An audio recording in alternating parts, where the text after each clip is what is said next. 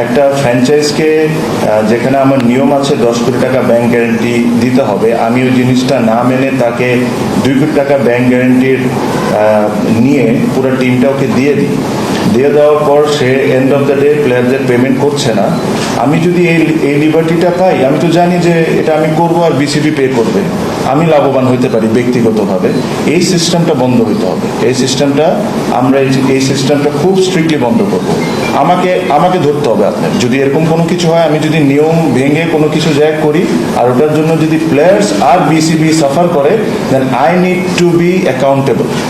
এই জিনিসটা শুরু করতে হবে, নাহলে তো এটা তো ফ্রি মানি, আপনি আসবেন যাকে ইচ্ছা দিবেন, ও টাকা দেখ না দেখ বিসিবি তো পে করে দিচ্ছে। এই সিস্টেমটা আমাদের আনতে হবে। আর এটার সাথে যারা জড়িত, খুব বেশি কষ্ট করা লাগবে না, আপনারা খোঁজ খবর নিলেই পাবেন যে কেন এই টিমগুলোকে টিম দেওয়া হলো যখন এই প্রসেসটা মেনটেন করা হয়নি।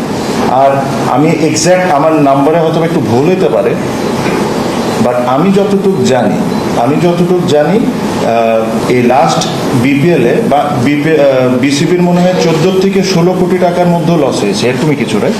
সব কিছু মিলে 14 থেকে 16 কোটি টাকা আমরা একটা টুর্নামেন্টে লস করছি। এটা majority of them was because of Chittagong franchise, যেটা বিসিবিকে নিতে হয়েছে।